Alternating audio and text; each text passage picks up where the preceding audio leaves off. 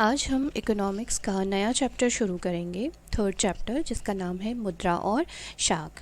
यहाँ पर मुद्रा का मतलब आपको पता है, मुद्रा का मतलब होता है कागज़ी मुद्रा या फिर जो सिक्के होते हैं वो, और शाख का मतलब है लोगों द्वारा निजी व्यक्तियों या बैंक से लिया गया धन, उसी को हम शाख कहते हैं। तो आइए देखते हैं चैप्टर में क्या है। सबसे पहले चैप्टर में है टॉपिक वस्तु विनिमय प्रणाली, जिसे हम इंग्लिश में बार्टर सिस्टम भी कहते हैं। कि वस्तु विनिमय प्रणाली होती क्या है। इसमें क्या है कि यह प्रणाली जो है वो उस समय प्रचलन में थी जब हम लोग मुद्रा के विषय में कुछ भी नहीं जानते थे और वस्तुओं और सेवाओं को खरीदने के लिए किसी प्रकार की कोई मुद्रा नहीं थी। ठीक है, क्योंकि बहुत समय पहले तक जो मुद्रा है वो प्रचलन में ही नहीं थी और इस वजह से वस्तु विनिमय प्रणाली का उपयोग किया जाता था। अब ये वस्तु विनिमय प्रणाली होती क्या है, आप इस पिक्चर में भी देख सकते हैं। यहाँ पर कुछ व्यक्ति आपको दिखाई देंगे और उनके पास कुछ सामान आपको दिखाई देगा। ठीक है, तो पुराने समय में जब मुद्रा नहीं थी तो लोग अपने सामान के बदले दूसरे से वो सामान खरीदते थे जिसकी उन्हें आवश्यकता होती है। ठीक है, तो हम इसे एक उदाहरण के माध्यम से समझते हैं। माना कि एक व्यक्ति है और वो जूते बनाने का काम करता है, यानी कि वो क्या है, मोची है। और दूसरा व्यक्ति किसान है और वो गेहूं का उत्पादन करता है। अगर पहले व्यक्ति को गेहूं की आवश्यकता है और दूसरे व्यक्ति को जूते की, तो इस केस में क्या होगा कि ये दोनों आपस में जो अपनी अपनी वस्तुएं हैं उन्हें आदान प्रदान करेंगे। इस प्रकार पुराने समय में वस्तुओं का आदान प्रदान या वस्तु विनिमय होता था और लोग अपनी आवश्यकताओं को इस प्रकार वस्तुओं का विनिमय कर पूरा कर लेते थे। इससे हमें पता चलता है कि वस्तु विनिमय प्रणाली एक ऐसी प्रणाली है जिसमें एक व्यक्ति अपनी आवश्यकताओं की पूर्ति के लिए एक वस्तु या सेवा के बदले दूसरे व्यक्ति से वस्तु या सेवा का आदान प्रदान करता है और इसी सिस्टम को हम वस्तु विनिमय प्रणाली कहते हैं। ठीक, जो वस्तु विनिमय प्रणाली होती है वो मांग के दोहरे संयोग के सिद्धांत पर काम करती है।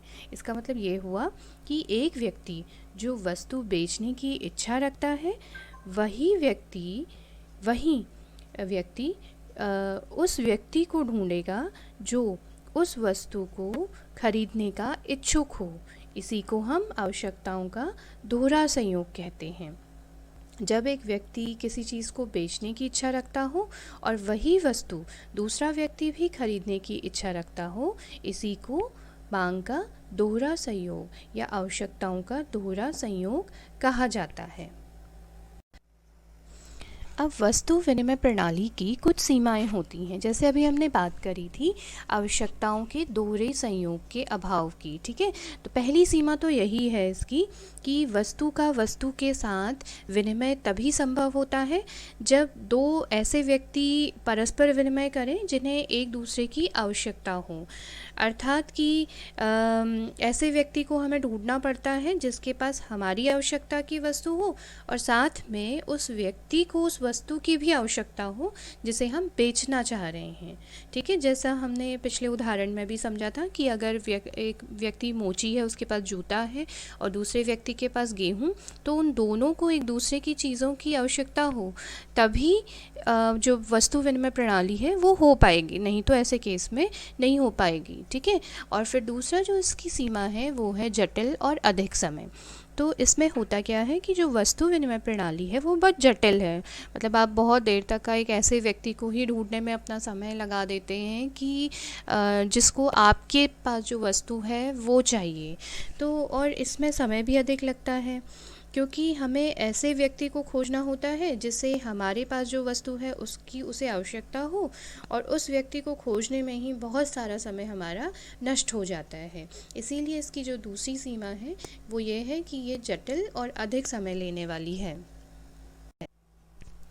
अब वस्तु विनिमय प्रणाली की जो तीसरी सीमा ये है कि वस्तुओं के मूल्य के निर्धारण का अभाव। इसमें क्या होता है कि वस्तु विनिमय प्रणाली में ऐसी किसी सामान्य इकाई का अभाव होता है जिसके द्वारा वस्तुओं और सेवाओं का माप किया जा सके। इसका मतलब ये हुआ कि माना कि कोई व्यक्ति है और उसे गेहूं के बदले 2 लीटर दूध खरीदना वो चाह रहा है, ठीक है, उसे दूध की आवश्यकता है और उसके पास गेहूं है। तो अब क्या होगा कि उसे पर ये तो पता ही नहीं है कि कितने रुपये किलो गेहूं के बदले उसे 2 लीटर दूध मिल सकता है। तो ऐसे में कई बार क्या होता है कि केवल 2 लीटर दूध खरीदने के लिए उसे 10-10 किलोग्राम तक का जो गेहूं है वो बेचना पड़ता भी होगा, है ना, या हो सकता है कि उससे भी अधिक, कि केवल 2 लीटर दूध के लिए वो 10 किलोग्राम से भी ज़्यादा गेहूं बेच रहा है। तो ऐसे में आप समझ सकते हैं कि जो मूल्य निर्धारण है वो नहीं हो पाता है वस्तुओं का। और ऐसा क्यों होता है? क्योंकि लोगों को अपनी वस्तु की जो कीमत है उसका सही अंदाज़ा ही नहीं होता है। इसीलिए जो तीसरी सीमा है इसकी वो यही है कि वस्तुओं के मूल्य का निर्धारण नहीं हो पाता है। फिर इसकी जो चौथी सीमा है वो है मूल्य संचय का अभाव। आपको पता है कि अगर हम आज के समय में मार्केट से कोई वस्तु खरीदते हैं तो हमें उसका मूल्य चुकाना पड़ता है। फिर जिसका संचय आसानी से हो जाता है, मतलब जो पैसा जो भी दुकानदार है वो भी उस पैसे को आराम से रख लेगा कहीं पर भी, ठीक है। तो लेकिन जब क्या होता था कि मूल्य को वस्तुओं के रूप में संचित करने में कठिनाई होती है, क्योंकि होता क्या है कि मूल्य को अगर वस्तु के रूप में संचित करना पड़ेगा तो उसके लिए किसी जगह की भी आवश्यकता होती है, और कुछ वस्तुएं ऐसी भी होती हैं जिन्हें लंबे समय तक नहीं रखा जा सकता और वो जल्दी ख़राब हो जाती हैं। तो इस तरह से मूल्य के संचय का भी अभाव होता है। वस्तु विनिमय प्रणाली की एक और सीमा है, एक और ड्रॉबैक है कि वस्तु की अविभाज्यता। अब कुछ वस्तुएं ऐसी होती हैं जो अविभाज्य होती हैं, ठीक है। तो इसका मतलब ये हुआ कि अगर हम उसके तोड़ेंगे या फिर टुकड़े कर देंगे तो उसका कोई भी उस जो वस्तु है उसकी कोई कीमत ही नहीं रह जाएगी, तो उसकी कीमत ही समाप्त हो जाएगी। तो अगर कोई 1 किलो गेहूं खरीदना चाह रहा है और हमारे पास हमारा कोई पालतू पशु है, चाहे वो गाय हो, भैंस हो, बकरी हो, कुछ भी हो, तो हम उसे टुकड़े करके नहीं बेच सकते हैं। तो अब इसका मतलब ये हुआ कि वस्तु की अविभाज्यता भी एक इसकी बहुत बड़ी सीमा है, बहुत बड़ा ड्रॉबैक है, जो वस्तु विनिमय प्रणाली के द्वारा हमें देखने को मिलता है। अब हम समझते हैं स्लाइड में कि जो वस्तु विनिमय प्रणाली की जो सीमाएं थी या फिर समस्याएं थी उनको कैसे समाप्त किया गया। इसके लिए मुद्रा अस्तित्व में आई, ठीक है। तो यहाँ पर हम मुद्रा के कार्यों को समझते हैं। तो मुद्रा जो है वो विनिमय का एक माध्यम है। वस्तु विनिमय प्रणाली में जो समस्याएं होती थी तो उन्हें मुद्रा के माध्यम से सॉल्व किया गया। इसका अर्थ ये हुआ कि जो मुद्रा है वह माध्यम बना जिसके द्वारा हम किसी भी चीज़ का विनिमय कर सकते हैं या फिर किसी भी चीज़ को हम प्राप्त कर सकते हैं। आसान शब्दों में अगर हम समझें तो मुद्रा के बदले हम लोग जो चाहें, जो भी वस्तु चाहें वो आसानी से खरीद सकते हैं। और फिर मुद्रा ने आवश्यकताओं का जो दोहरा संयोग था उसकी समस्या को भी समाप्त किया, और इस वजह से आज के समय में हम मुद्रा के बदले कोई भी वस्तु आसानी से खरीद सकते हैं या फिर बेच सकते हैं। और इस मुद्रा ने, मतलब जो हमारी मुद्रा है, उसने विनिमय की प्रक्रिया को सरल भी बनाया है। विनिमय का माध्यम जो है अगर मुद्रा है तो इसका मतलब ये है कि हमारा जो खरीदने और बेचने का काम है या फिर लेन देन का कार्य है वो बहुत आसानी से हो जाता है मुद्रा के माध्यम से। मुद्रा के अन्य कार्यों में है मूल्य का मापक। जो मुद्रा होती है वो मूल्य की मापक भी होती है। जैसे आपको पता है जब हमारे पास वस्तु विनिमय प्रणाली थी उस समय हम अपनी वस्तु का कोई भी उचित दाम नहीं लगा पाते थे। तो कई बार ऐसा होता था कि बहुत ज़्यादा हमारा सामान हम लोगों को बेचना पड़ता था, और कई बार हो सकता है कि कम भी बेचना पड़ता हो। तो क्या होता है कि ये जो मुद्रा होती है वो किसी भी वस्तु का मूल्य का निर्धारण करती है। यह मौद्रिक रूप में किसी भी वस्तु या सेवा को मापती है। आज हम किसी भी वस्तु या सेवा का मूल्य आसानी से बता सकते हैं। उदाहरण के लिए अगर हमें कोई किताब लेनी है तो हमें पता है उस किताब की कीमत कितनी है और हम उतना ही पेमेंट करेंगे। इसी तरह से अगर हमें चीनी खरीदनी है, हमें पता है कि ये 45 रुपया किलो है, तो हम उस चीनी का 45 रुपया ही दाम देंगे, उससे ज़्यादा हम नहीं देंगे। ठीक है। और अगर इसी तरह से अगर हमें कहीं जाना है तो उसका किराया कितना है ये भी हमें पहले से पता होता है। अगर हम किसी रेस्टोरेंट में खाना खाने जाते हैं तो वहाँ भी हमें पता है कि किस खाने की कीमत कितनी है। तो आज हम कह सकते हैं कि जो मौद्रिक रूप में किसी भी वस्तु या सेवा को आसानी से मूल्य के हिसाब से मापा जा सकता है। फिर इसका अगला जो कार्य है वो है मूल्य संचय का आधार होता है। धन को मुद्रा के रूप में हम आसानी से बिना किसी उस मूल्य की हानि किए आसानी से हम संचित कर सकते हैं। इसका अर्थ यह हुआ कि मुद्रा मूल्य संचय का भी साधन है। इसको ऐसे समझते हैं कि जब वस्तु विनिमय प्रणाली थी उस समय पर मुद्रा के अभाव में धन संचय करने में बहुत ज़्यादा परेशानी होती थी, क्योंकि उस समय मुद्रा जैसी कोई चीज़ ही प्रचलन में नहीं थी।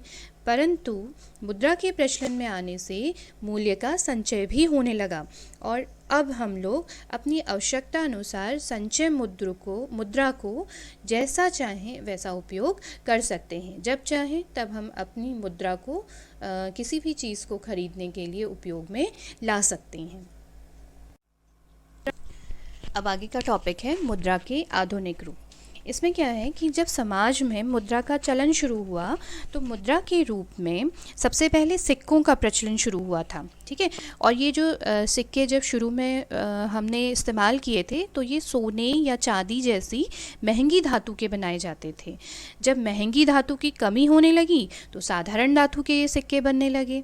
ठीक। आज के समय में मुद्रा के रूप में जो चीज़ें हम देखते हैं वो हैं या तो सिक्के हैं, कागज़ के नोट हैं, या फिर बैंक जमा है जिसे हम बैंक निक्षेप भी कहते हैं। ठीक है। या बैंक सेविंग जिसे बोला जाता है। ये आधुनिक मुद्रा जो होती है वो साधारण धातु और कागज़ की बनी होती है। आपने देखे भी हैं, ये सारे सिक्के भी देखे हैं और कागज़ के नोट भी आपने देखे हैं। और इस मुद्रा का अपना कोई इस्तेमाल नहीं है। इसका अर्थ यह हुआ कि जिस धातु के ये सिक्के या कागज़ के रूप में ये बने हैं ये बहुत ही साधारण धातु है या साधारण कागज़ हैं। ये बहुत मूल्यवान नहीं है, जैसे कि पुराने समय में सोने और चांदी के होते थे वैसा ये नहीं है। ठीक है। तो ये साधारण धातु और साधारण कागज़ी नोट हैं। तो इसका मतलब ये हुआ कि जो आधुनिक मुद्रा है इसका अपना कोई इस्तेमाल नहीं होता है। अब जब हम कह रहे हैं कि इस आधुनिक मुद्रा का अपना कोई इस्तेमाल नहीं होता है तो हम क्यों इन नोटों का या इन सिक्कों का इस्तेमाल करते हैं या ये विनिमय का माध्यम बनते हैं? इसका भी जवाब है। इसका ये जवाब है कि ये जो सिक्के या नोट होते हैं ये किसी देश की सरकार द्वारा अधिकृत होते हैं। और दूसरा कारण ये है कि मुद्रा की मांग और पूर्ति को भारत में जो रिज़र्व बैंक ऑफ इंडिया है वो संचालित करता है। इसका मतलब ये हुआ कि जो रिज़र्व बैंक, जो हमारा केंद्रीय बैंक है, वो केंद्रीय सरकार की तरफ से करेंसी नोटों को जारी करता है। कोई भी व्यक्ति इस मुद्रा के लेन देन को किसी वस्तु या सेवा के बदले लेने से मना नहीं कर सकता आपको। वो ये नहीं कहेगा कि मैं ये पैसा नहीं लूँगा। ठीक है। अगर वो आपको सर्विस दे रहा है या फिर कोई वस्तु आप उससे ख़रीद रहे हैं तो आप जिसको भी ये पैसा देंगे, कागज़ी नोट या सिक्के, वो उसे स्वीकार करेगा। और मुद्रा वस्तु और सेवा का मापक भी होता है, इसके मूल्य का निर्धारण करता है। ये आपको पता चला। ठीक है। हमें अब ये तो पता चल गया है कि करेंसी नोट और सिक्के और बैंक जो हैं वो आधुनिक मुद्रा हैं। ठीक है। तो अब देखते हैं कि बैंक में निक्षेप क्या है। बैंक में निक्षेप। ठीक है। बैंक में निक्षेप का मतलब है जो आपकी बैंक में सेविंग्स है वो।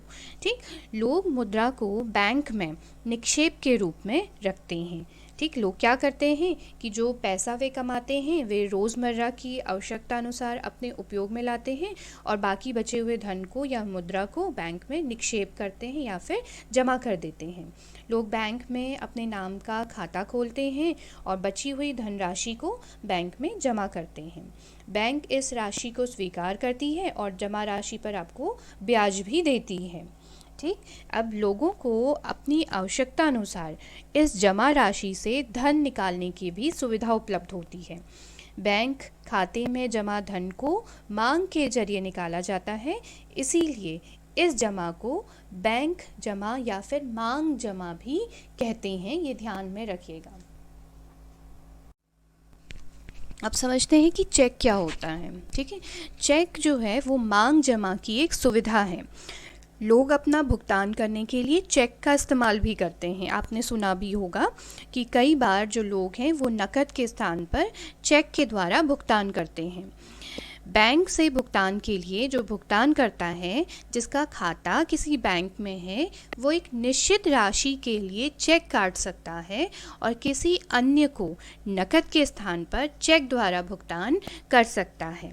ठीक, तो चेक जो आमतौर पर एक कागज़ है जो धन के भुगतान का बैंक को आदेश देता है।